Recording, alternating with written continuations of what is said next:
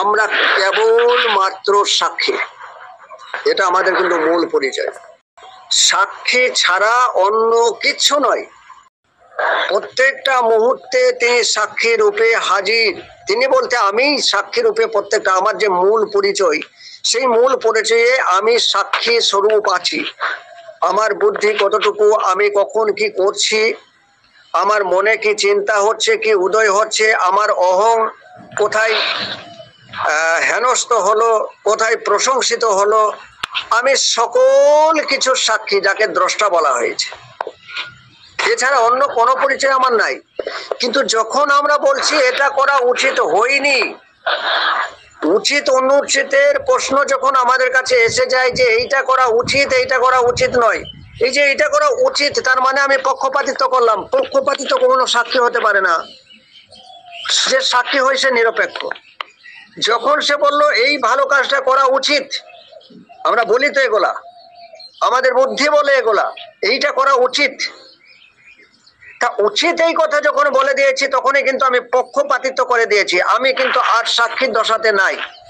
এ কারণে বলেছিলাম, বারবার তোমাদের বলেছি যে একটা জায়গায় গিয়ে কথা থেমে যায়, ভাষা থেমে যায়। কারণ যতক্ষণ ভাষা আছে ততক্ষণ আল্লাহর রাজত্ব নাই। ভাষা থেমে যাওয়া, যেখানে ভাষা থেমে যায় সেইখান থেকে আল্লাহর রাজত্ব শুরু হয়। এই কুতুব, এটা আরবি শব্দ। এ ভাষা আসছে কেন? এই কুতুব হচ্ছে পণ্ডিত।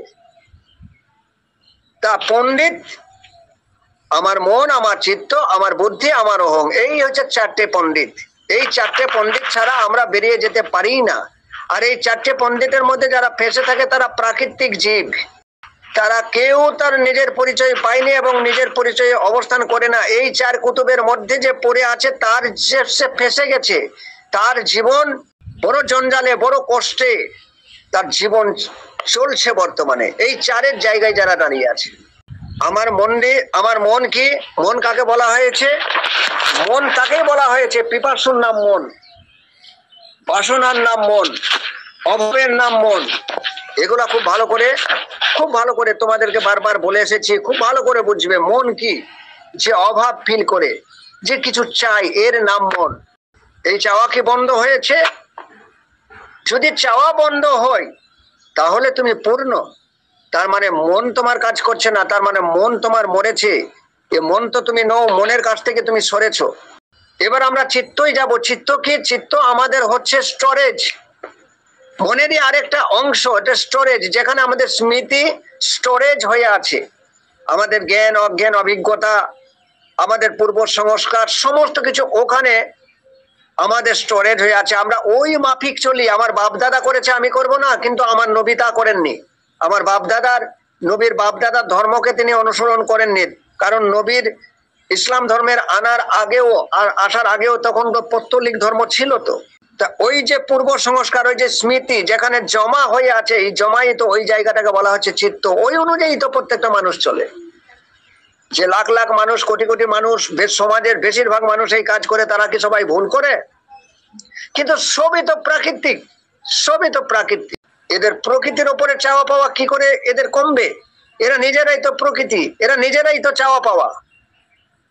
তা এই যে দুটো জায়গা, এই মনও তুমি নও। এই যে অভাব ফিল করছো, আল্লাহ কোরআনে যেখানে ঘোষণা করেছে আমি অভাব মুক্ত, তুমি অভাবগ্রস্ত, এভাবে আল্লাহ স্পষ্টভাবে ইঙ্গিত করে দিয়েছে। বললো আমি অভাব মুক্ত আর তুমি অভাবগ্রস্ত। বুঝো তো বাবাজান, এই অভাব মুক্ত আর অভাবগ্রস্ত, অর্থাৎ একজন ধনীর সাথে একজন ভিখারির বন্ধু কি করে হয়? তা অভাব মুক্ত কে? আল্লাহ কোন জায়গা থেকে অভাব মুক্ত বললো? তার নিজ পরিচয়ে যখন তার নিজের পরিচয় পাই যে আমি তো কেবলমাত্র দ্রষ্টা, আমি তো কেবলমাত্র সৃজনকর্তা, আমি তো কেবলমাত্র সাক্ষী, আমি কেবলমাত্র স্ট্যান্ড আছি, দাঁড়িয়ে আছি, যে কোনো অভাব ফিল করে না, ওকেই পূর্ণ বলা হয়েছে। তা সেটা তো আমাদের অন্তরের মধ্যে। তিনি তো দ্রষ্টা রূপে আছে, তিনি তো প্রত্যেকটা মুহূর্তের সাক্ষী রূপে আছে, প্রত্যেকটা মুহূর্তে তিনি সাক্ষী রূপে আছেন। আমি ঘুমিয়ে গেলেও তিনি সাক্ষী, আমার জন্মের আগেও তিনি সাক্ষী, আমার মৃত্যুর পরেও তিনি সাক্ষী। এ বড় আজব। এর জন্য নিরুদ্ধাসন দরকার আছে, এর জন্য ধ্যান তন্ময়তার দরকার আছে।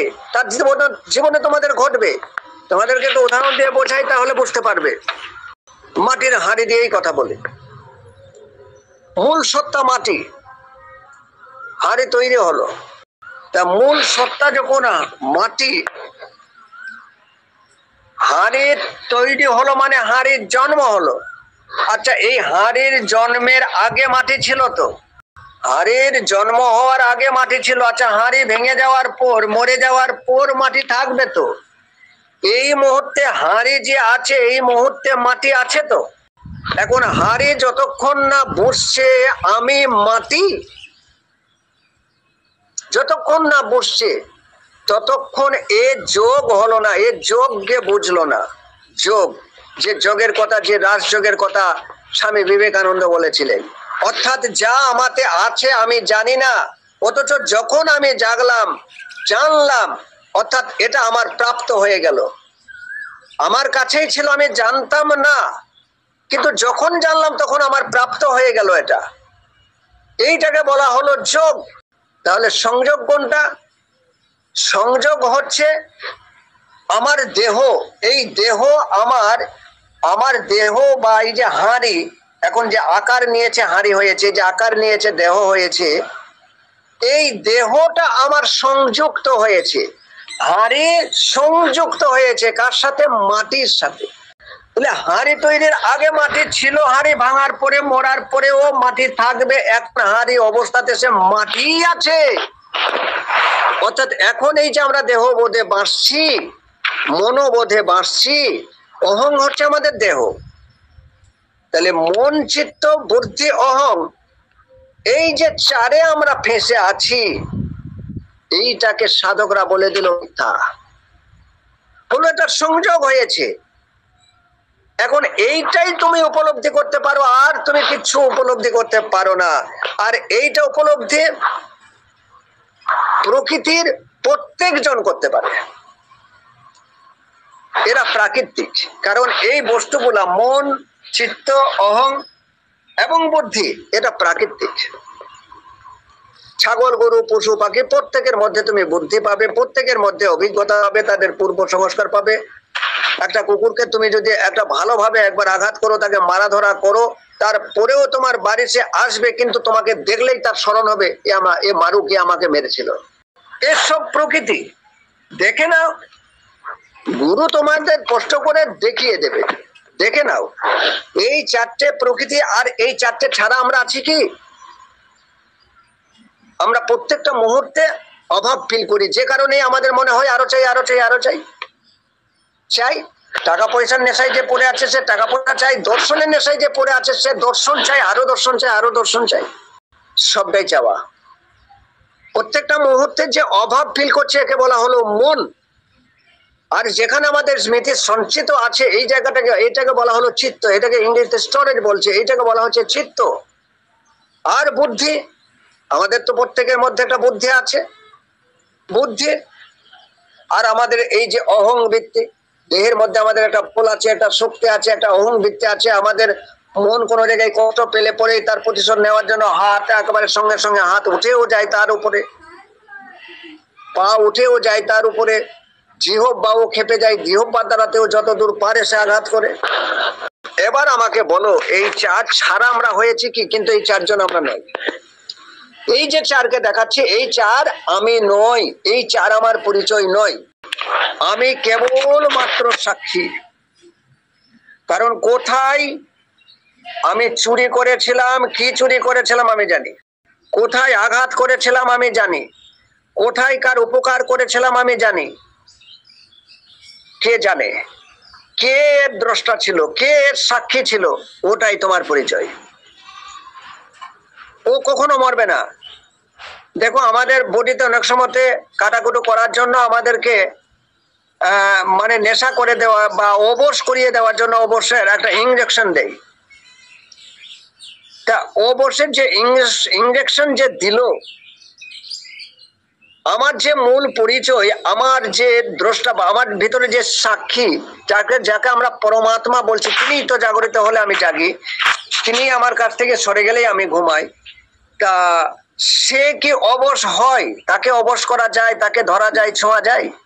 ওই যে দ্রষ্টা বা ওই যে সাক্ষী, এই সাক্ষী কখনো মরে না, এই সাক্ষী কখনো জন্ম নেয় না।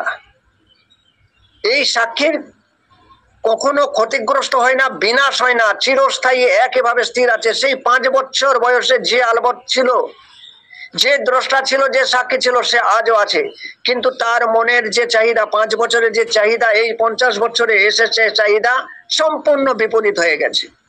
সম্পূর্ণ তার চাহিদা, মনের যে চাহিদাটা প্রত্যেকটা মুহূর্তে পাল্টে পাল্টে পাল্টে পাল্টে গিয়েছে।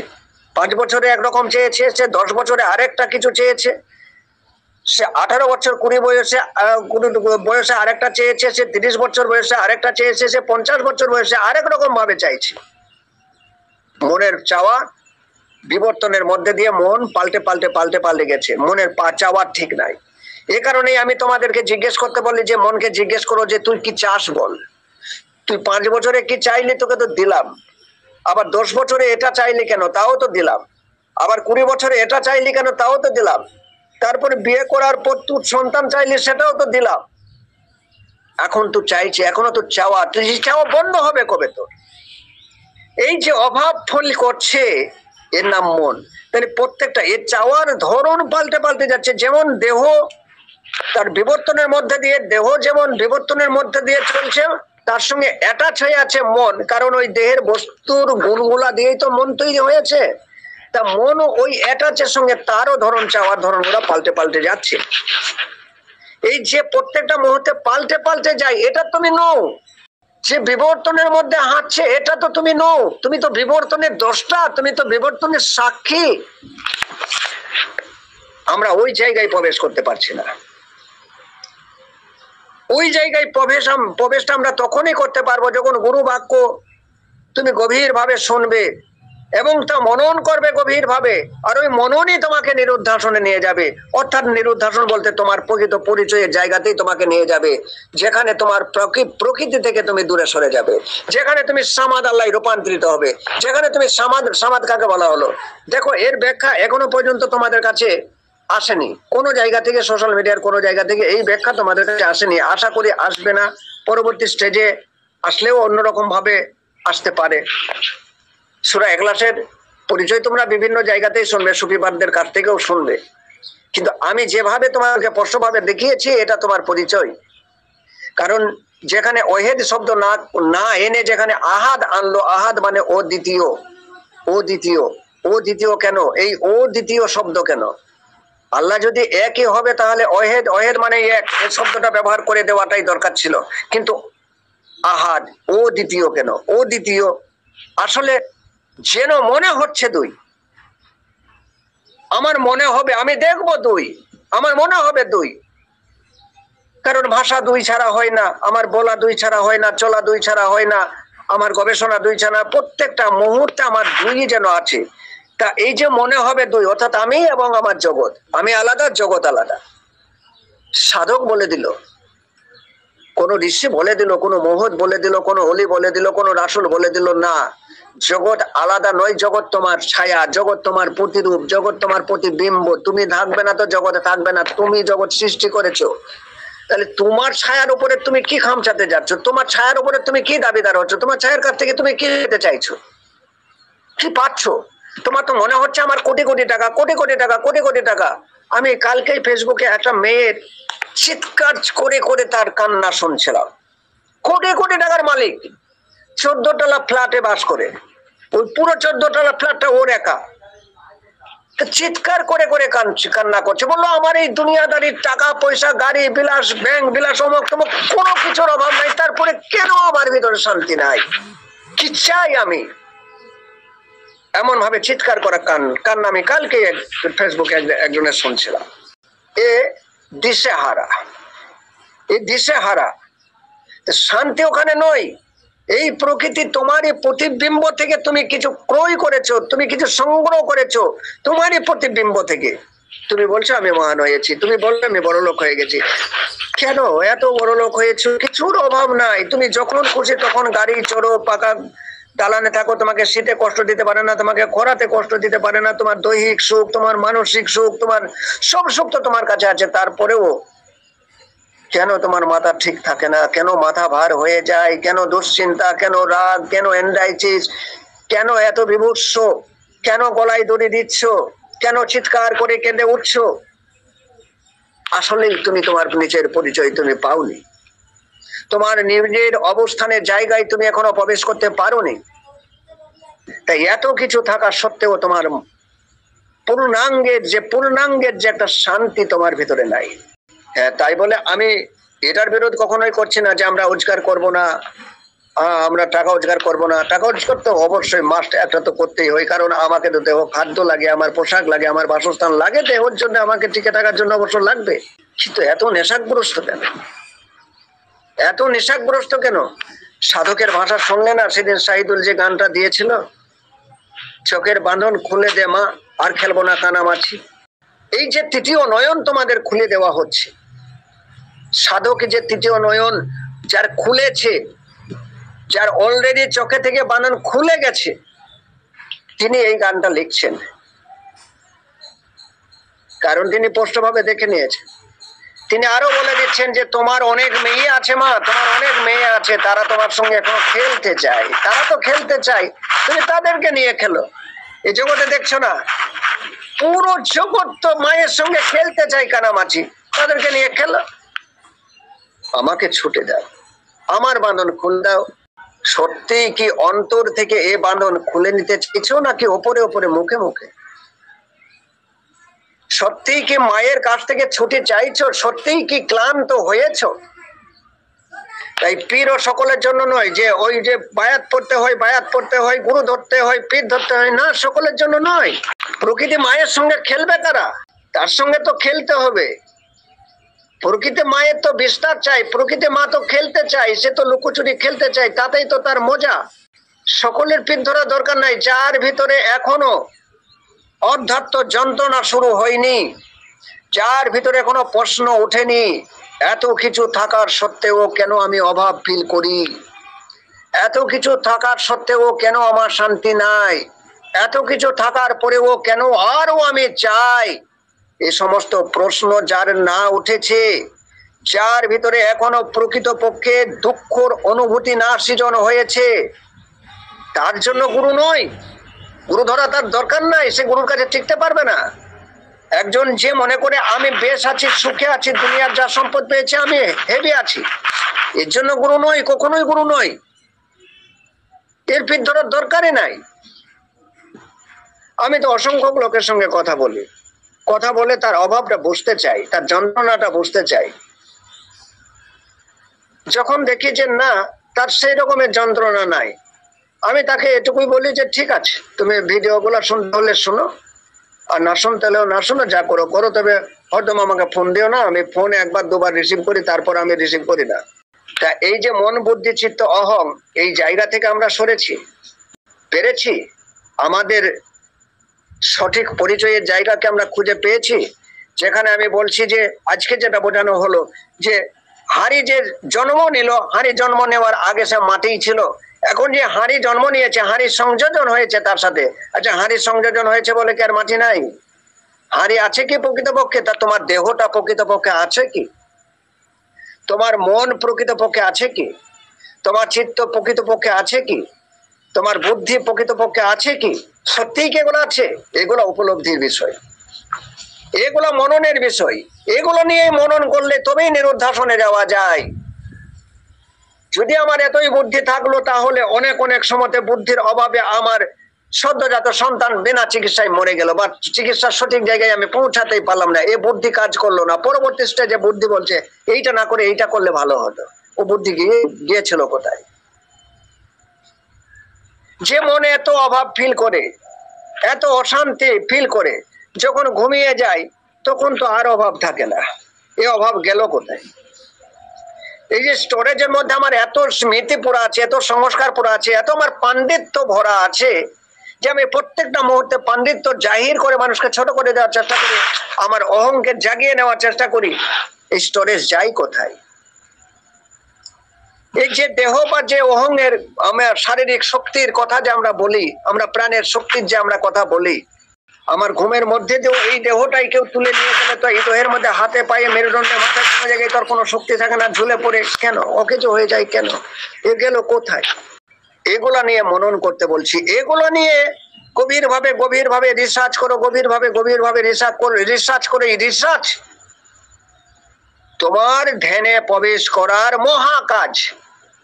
মহাকাজ।